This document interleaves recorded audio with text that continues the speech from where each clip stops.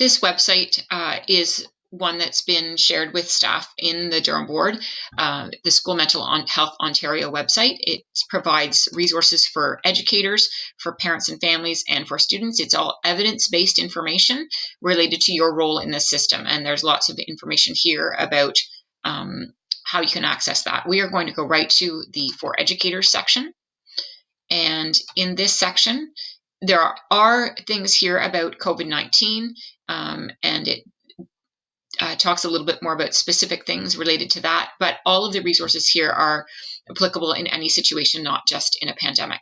So we are going to focus on a few things that are here that you can see. Getting Ready and Minds On are resources that kind of just to start the conversation around mental health without digging too deep into strategies. One of the things that you'll find when you click there is a resource for educators, Strategies at a Glance. And the focus is on supporting students and bolstering their health. So supporting where they are and then giving them strategies to build some skills. And so for each of the things on this in this resource, they're meant for classroom teachers.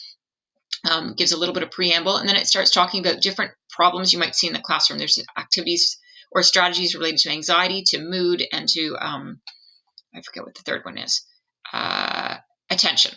So for each one, there is describes what you might be observing in your classroom, so what you might see, and then ways to support and ways to bolster the students' mental health. So you might see students who are overwhelmed by large assignments, or having trouble taking tests, or having trouble with class presentations, and it gives you ways to support that behavior and ways to build it up, build up that mental health skill. So the other thing that you can do if you go to Classroom Ready Resources, there are things that are ready to share in the classroom that are more generic. One of the things there are that you'll find are related to all kinds of different skills you might want to focus on as a teacher. It talks about stress management, self-awareness, etc. So for each of these, if you click on them on that, it then gives you some sub-skills that you can focus on, like acts of kindness, or being a good friend, or being respectful. And then when you click on Find a practice is just an activity that you can do with your students.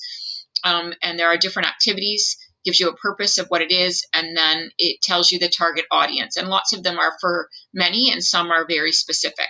So you just need to scroll down and find which one you want to do.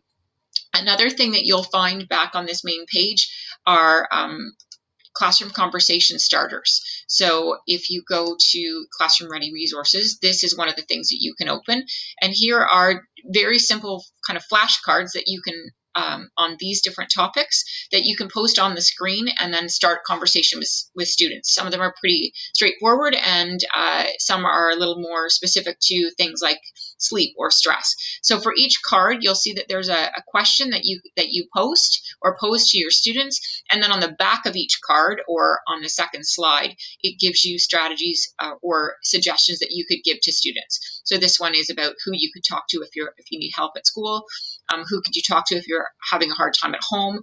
Some you may want to not post, or be very aware of your class and their home situation before you post some of the questions. Some of them might be more specific to intermediate, like apps you can use, etc. The other piece of the website are lesson plans. These lesson plans have been developed with OFIA. And some of them are available now. Breathing strategies, muscle relaxation, and visualization is coming in March. And then this 3 other ones are being released in April, May, and June. These are all virtual field trips. So when you click on the lesson, I have one open here. It's a virtual field trip on stress management and coping for junior students. And each grade level has its own lesson.